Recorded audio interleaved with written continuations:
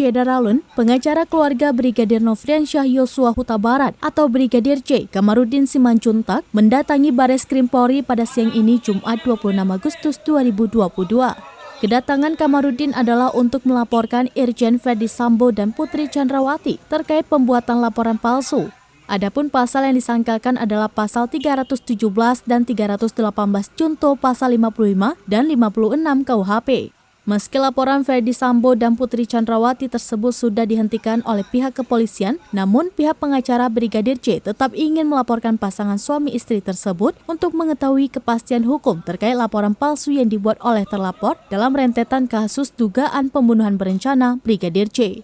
Kamarudin menuturkan pihaknya juga membawa barang bukti ke Bareskrim berupa surat kuasa dan berkas penghentian kedua laporan dari Ferdy Sambo dan Putri Chandrawati.